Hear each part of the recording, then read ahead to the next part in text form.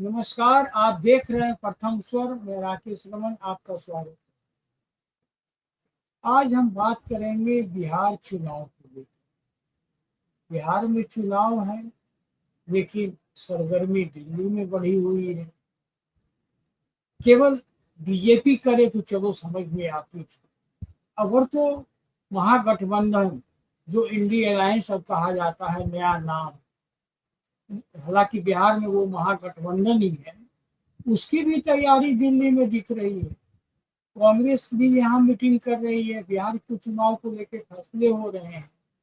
आखिर क्या बात है, इस बार के चुनाव में सारी डीलिंग दिल्ली से होने लगी। आखिर क्या है इसकी वजह? और आज ये चुनावी विश्लेषण को समझने के लिए हमारे साथ जुड़ रहे हैं राजनीतिक विश्लेषक प्रशांत कुमार सिंह। सर, आपका स्वागत है। सर धन्यवाद, नमस्कार। और सर, इस बार जो चुनाव का रंग दिख रहा है, अभी से समय से काफी पहले, और जिस तरह से सरगर्मियां हैं, ये तो लग रहा है कि इस बार का बिहार का चुनाव बहुत से दलों के लिए, मैं बहुत से दल कह रहा हूँ, केवल एक दल नहीं कह रहा हूँ, के लिए जीवन और मरण का प्रश्न है। क्या आप कैसे देख रहे हैं चुनाव बिहार में और हलचल पूरी दिल्ली में? जी प्रशांत जी। जी सही बात है सर। इस बार जो चुनाव बिहार में अभी 6 महीना लगभग देर है, लेकिन अभी से काफी तेज हो गई है बिहार की धरती पर चुनावी जो कवायद है वो, और साथ साथ दिल्ली में भी इसकी पूरी सरगर्मी तेज हो गई है। तो इसका कई कारण है, कई सारे पहलू हैं जिस पर हम लोग आज विचार कर रहे हैं। देखिए सर, एक चीज है कि कांग्रेस को के पार्टी के अंदर एक बहुत ही अजीब किस्म की दुविधा है, जो पहले भी आपके इस चैनल में हम लोग डिस्कस कर चुके हैं। कांग्रेस पार्टी में दो धारा है। एक तो धारा है कि जो लालू जी के पीछे पीछे ही चलनी चाहती है, मतलब वो राजद के साथ पिछलग्गू की तरह और अलायंस में चलना चाहते हैं। और एक धारा काफी जोर डाल रही थी कि कांग्रेस पार्टी को भले ही इस चुनाव में हार मिले, आगे चलकर अपना दमखम पर वोट जनाधार बनाने के लिए इस बार से ही एकला चलो रे, यानी अकेले चलने, या अन्य कोई छोटी पार्टियां जुड़ती हैं तो उनको साथ लेकर चलने की कोशिश होनी चाहिए। और इसी के तहत ऐसा लगा कि बिहार प्रदेश में कांग्रेस पार्टी का जो अध्यक्ष बनाए गए दलित वर्ग से राजेश कुमार जी, विधायक हैं 2 बार से, और नए प्रदेश प्रभारी भी बनाए गए कृष्णा अल्लावरू जी, जो कर्नाटका से आते हैं और काफी युवा हैं, राहुल जी के टीम में है। तो इन सब चीजों को लेकर दो धाराएं थी, तो इससे काफी कंफ्यूजन भी हो रहा था, क्योंकि कांग्रेस पार्टी के कुछ लोग कह रहे थे कि कांग्रेस पार्टी अभी किसी को सीएम फेस घोषित नहीं करने के फेवर में है, और कुछ लोग कह रहे थे कि नहीं, तेजस्वी प्रसाद यादव के चेहरा पर ही चुनाव लड़ा जाएगा और गठबंधन में ही चुनाव लड़ा जाएगा। तो इन सब चीजों को क्लियर करने के लिए राष्ट्रीय नेतृत्व ने, मल्लिकार्जुन खड़गे जो राष्ट्रीय अध्यक्ष हैं, और राहुल गांधी जी की उपस्थिति रही उसमें, और जो कांग्रेस का नया मुख्यालय है इंदिरा भवन में बैठक हुई, और वहां कांग्रेस के प्रदेश अध्यक्ष, प्रदेश प्रभारी और भी बहुत सारे नेता वहां गए, काफी डिस्कस हुआ। तो ये हुआ, लेकिन वहां 2-3 चीजें क्लियर कर दी गई। एक तो कि एनडीए अलायंस में वो रहकर चुनाव लड़ेंगे, ये एकदम बिल्कुल साफ कर दिया गया। यानी अब किसी के लिए स्कोप नहीं छोड़ा गया है कि कोई इंडिपेंडेंट लाइन पर बोले। जैसे दिल्ली में चुनाव में हुआ था कि लास्ट मोमेंट तक संदीप दीक्षित और अजय माकन सपना देख रहे थे कि कांग्रेस अपने दमखम पर चुनाव लड़ेगी, लेकिन उसको पलीता लगाया। दमखम पर तो अपने ही चुनाव लड़ा, क्योंकि केजरीवाल ने भाव ही नहीं दिया, लेकिन फिर भी कांग्रेस के टॉप लीडरशिप ने ही पलीता लगाया। लेकिन वहां यहां उस तरह की भ्रम की स्थिति नहीं छोड़ी गई, साफ कर दिया गया कि हम लोग राजद के साथ रहेंगे। एक चीज तो ये चीज। दूसरी चीज कि कांग्रेस ने जो रणनीति बनी उसमें 2 चीजों पर फोकस किया गया, यानी प्रदेश नेतृत्व को एक मैसेज दिया गया कि इस तर्ज पर तैयारी शुरू कीजिए। उनका 2 पॉइंट था। एक पॉइंट था कि 2019 का चुनाव देखिए लोकसभा का, तो बिहार में 40 में से 39 सीटें एनडीए जीत गई थी। 2024 में देखिए तो बिहार में एनडीए ने 30 सीटें जीती, 10 पर हार उनकी हुई। तो एक कांग्रेस का टॉप लीडरशिप का या पूरे लीडरशिप का मानना है कि इस चीज को ध्यान में रखकर अपना दमखम बढ़ाया जाए बिहार में। दूसरा फोकल पॉइंट रहा कि 2020 के चुनाव में बहुत ही महागठबंधन और एनडीए के बीच में बहुत बारीक अंतर था। दोनों को ही 37% से ज्यादा वोट मिले। पॉइंट समथिंग के अंतर से, परसेंट के अंतर से एनडीए 125 और महागठबंधन 110 सीटों पर जीत पाई। और थोड़ा सा के लिए अब बहुत सारी सीटों पर 500 या उससे भी कम मतों के अंतर से जीत हार हुई। तो इन सब चीजों को ध्यान में रखते हुए कांग्रेस की रणनीति बन रही है।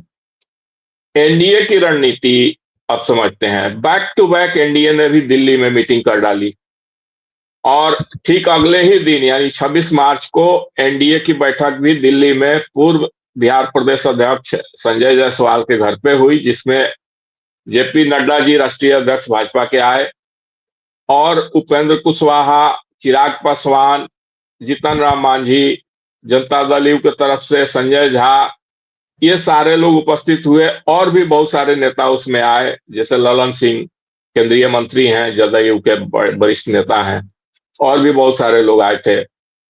तो भाजपा की तरफ से, जदयू की तरफ से, अन्य पार्टियों से, तो उसमें काफी तैयारी हुई।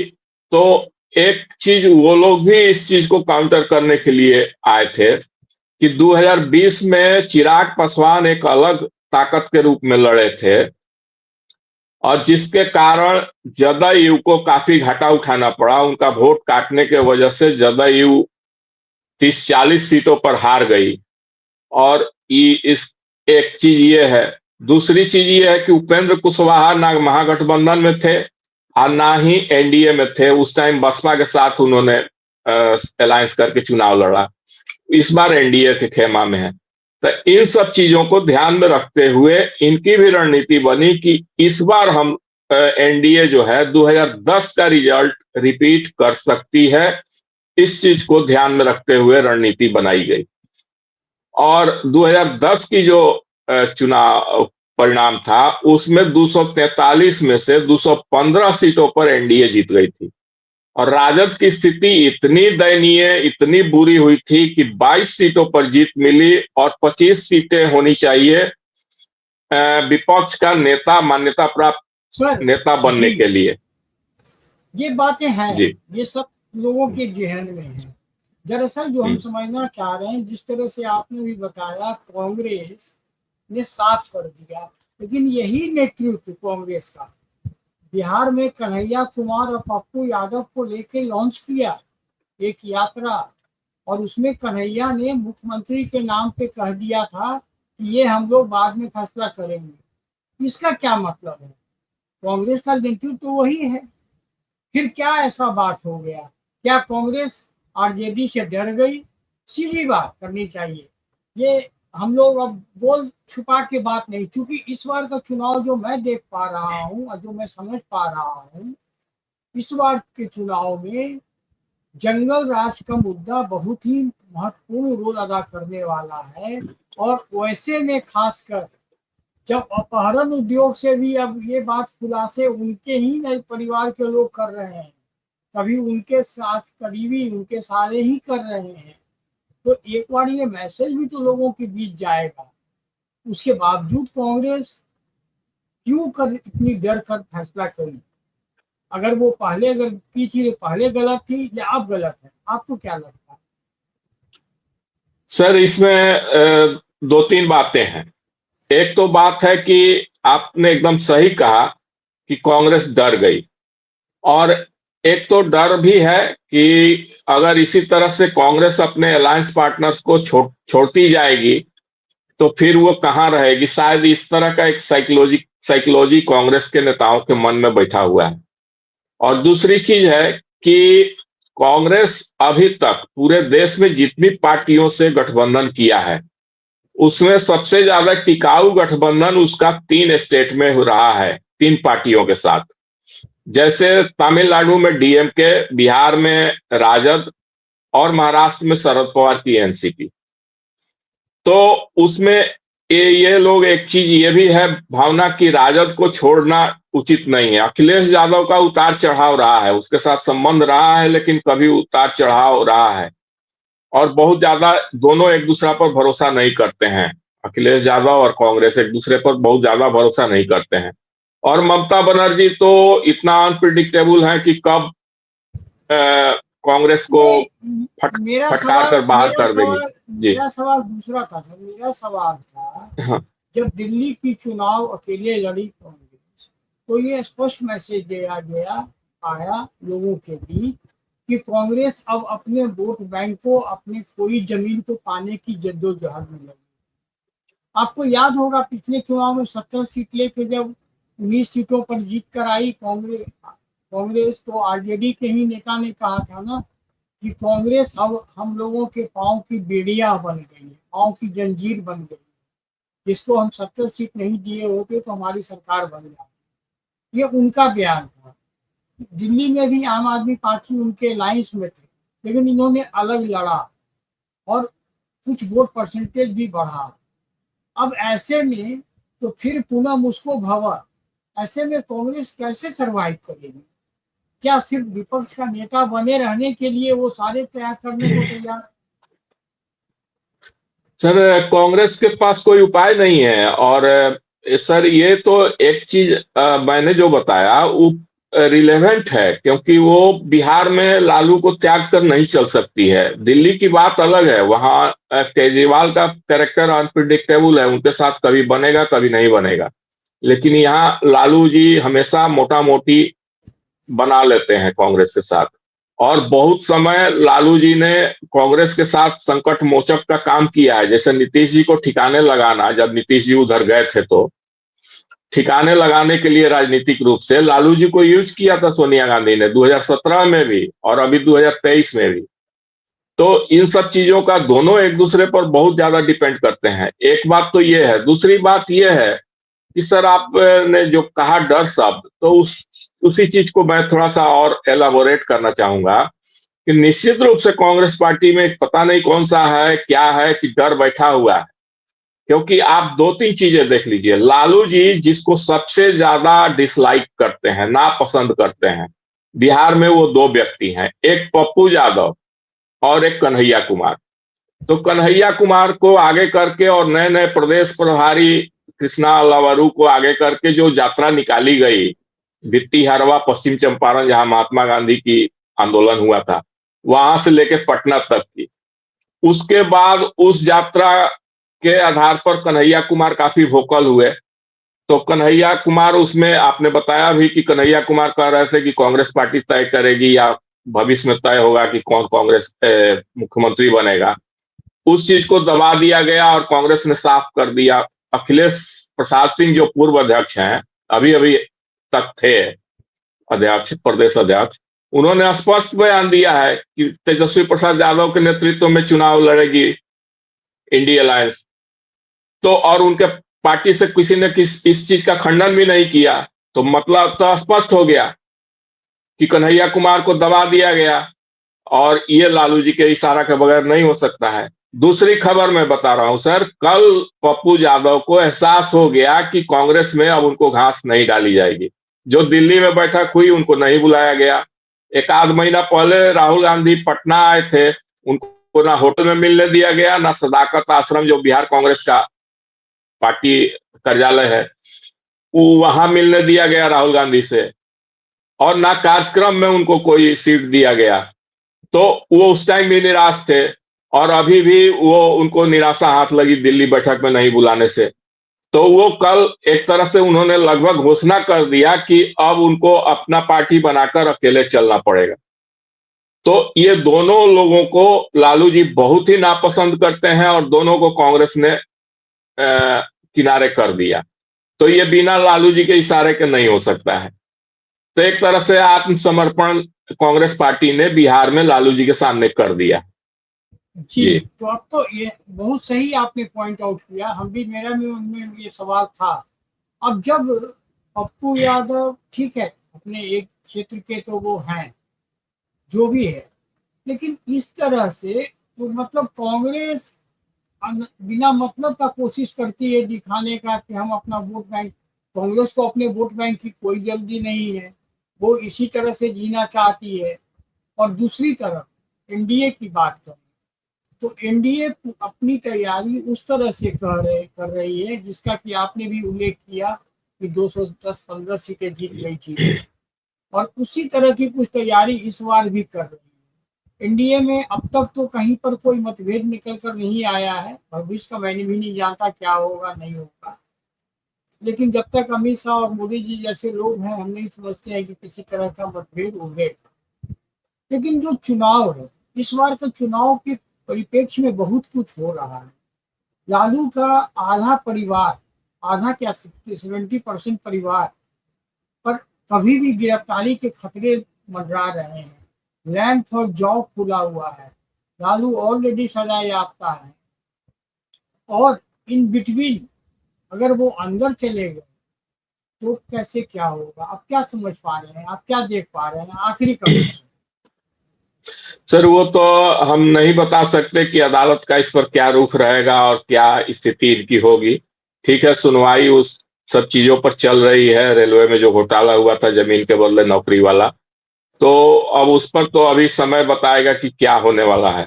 लेकिन एक चीज है कि लालू जी के परिवार में भी सब कुछ ठीक नहीं है। अभी एक सप्ताह के अंदर ही इस तरह की चीजें न्यूज में आई थी कि तेजस्वी प्रसाद यादव और मीसा भारती के बीच में राबड़ी जी के आवास पर काफी तूतू मैं हो गया। स्थिति ये हो गई कि मीसा जी वहां से निकलकर होटल में चली गई रहने के लिए कि हम यहाँ नहीं रहेंगे, बाद में उनको मनाकर लाया गया वापस।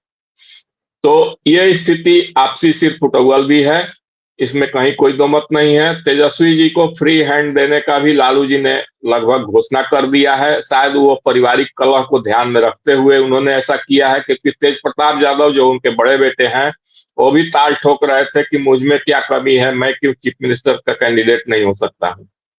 तो इन सब चीजों को विराम देने के लिए कि पार्टी में कहीं कंफ्यूजन नहीं रहे, लालू जी एक तरह से स्पष्ट करना चाह रहे हैं कि तेजस्वी प्रसाद यादव चेहरा होंगे। तो ये सारी चीजें हैं। और कांग्रेस के बारे में मैंने बता ही दिया कि उन्होंने आत्मसमर्पण कर दिया है। लेकिन कांग्रेस के पार्टी के सामने एक और परिस्थिति आएगी जो अभी शायद कांग्रेस का बड़े नेता नहीं सोच पा रहे हैं। आपने बताया ना सर कि पैर की बेड़ियां बन चुकी है कांग्रेस पार्टी, राजद के नेता का कहना था पिछले चुनाव में। उस चीज पर राजद में गंभीर चिंता चल रही है, और राजद और माले दो पार्टी ऐसी है जिसका जनाधार है।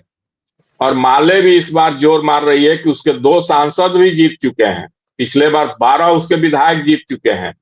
और माले का कहना है कि सीपीआई सीपीएम दो दो सीटें पे जीती है लेकिन उनका जनाधार नहीं है। तो माले को इस बार चिंता है कि उसको सीटें बढ़ाई जाए और कांग्रेस की सीटें घटाई जाए, क्योंकि वो निश्चित रूप से बेड़िया है ये। और राजद के अंदर भी इस तरह का ख्यालात हैं। तो ये कांग्रेस के लिए एक आत्मघाती भी होगा, आत्मसमर्पण के अलावा ये चीजें हैं। और जैसा कि आपने बताया कि एनडीए 215 पर जीतने की तैयारी कर रही है, तो निश्चित रूप से जो अभी बैठक हुआ दिल्ली में उसमें जेपी नड्डा जी का यही था तमाम सहयोगी दलों के साथ कि आपको उचित सम्मान, उचित सीटों पर बंटवारा में मिलेगी, लेकिन उसके पहले होमवर्क कीजिए, उसके पहले बूथ लेवल पर अपना संगठन को मजबूत कीजिए और जिताऊ कैंडिडेट के साथ हम लोग एक दूसरे से मिलें, तब हम लोग आपस में बैठकर बहुत ढंग से बंटवारा कर लेंगे, उसमें कहीं कोई दिक्कत नहीं आएगी। तो एनडीए की रणनीति भी इस मायने में बहुत ही साफ साफ है जी। सर एक दो बातें तो हो गई, लेकिन ग्राउंड लेवल पे जैसा कि रिपोर्ट है, मीडिया रिपोर्ट है और कुछ रिपोर्ट्स आ रही हैं कि आरएसएस वहां ग्राउंड पे काम अपना कर रही है, लोगों के साथ जनसंपर्क अभियान उनका चल रहा है। तो ये वो किस तरह से हो रहा होगा, या पूरे दो जितने सीट हैं 243 पे आरएसएस काम कर रही होगी, क्या है आपके पास, कुछ रिपोर्ट है इस तरह की? सर अभी तो कोई कंक्रीट रिपोर्ट नहीं है, लेकिन हाँ आरएसएस ने पिछले लोकसभा चुनाव में भी जो उदासीनता दिखाई थी उस चीज से चिंतित है आरएसएस के लोग, और आगे इस तरह की गलतियां न हो इस बारे में वो लोग काफी सजग हैं। और निश्चित रूप से अभी हमने उस पर ध्यान नहीं दिया, लेकिन कभी उन लोगों से बात होगी या उन लोगों से इंटरेक्शन होगा तो निश्चित रूप से कुछ इसके विषय में मैं बता पाऊंगा। लेकिन आरएसएस का ये तो है कि बिहार के संदर्भ में, क्योंकि बिहार की स्थिति चूंकि पश्चिम बंगाल और चिकन नेक और बांग्लादेश में जो हलचल हो रहा है उस सब चीजों से प्रभावित होता है बिहार का एक हिस्सा, और जो झारखंड में जिस तरह से घुसपैठ और डेमोग्राफी चेंज हो रहा है, तो उन सब चीजों को ध्यान में रखते हुए आरएसएस इस बार एक भूमिका अपनी निभाएगी और काफी उसकी सक्रियता रहेगी, इसमें कहीं कोई दो मत नहीं है। चलिए देखते हैं, अभी तो हम लोग लंबी वार्ता करेंगे, चूंकि दिल्ली में मीटिंग हो रही थी, कांग्रेस भी कर रही थी, एनडीए भी कर रहे थे, ये लोग कर रहे थे, वरिष्ठ नेता लोग कर रहे थे, हमको लगा कि बात की जानी चाहिए। बिहार का चुनाव वाकई इस बार दिलचस्प होने की पूरी उम्मीद है, क्योंकि आरजेडी के लिए हर कुछ यानी पूरा स्टेक उसका दांव पर होगा। नीतीश कुमार का स्वास्थ्य एनडीए के लिए एक बहुत बड़ा समस्या है, सरदर्द तो है ही। अगर नीतीश जी स्वस्थ होते तो कुछ और बात होती। अगर कुल मिलाकर आरजेडी के लिए माइनस पॉइंट उस गठबंधन में अगर कांग्रेस है, तो इस बार एनडीए के गठबंधन में माइनस पॉइंट नीतीश जी का हेल्थ है, नीतीश जी नहीं है, नीतीश जी का हेल्थ है। क्योंकि नीतीश जो पर्सनली बहुत कुछ कर पाते थे, नहीं, मुझे नहीं लगता कि शायद उतना अब कर पाएंगे। बहरहाल अभी चुनाव में काफी वक्त है, तैयारियां चल रही हैं, केस मुकदमे भी जारी हैं। क्या होगा ये तो देखा जाएगा, आने वाला वक्त बताएगा। आप हमारे साथ जुड़े, बहुत बहुत आभार। यदि आपको हमारा वीडियो अच्छा लगा हो, इसको प्लीज लाइक कीजिए, सब्सक्राइब तो निश्चित रूप से कीजिए, अपने मित्रों को शेयर भी कीजिए, ताकि हमें कुछ इनकरेजमेंट मिल सके।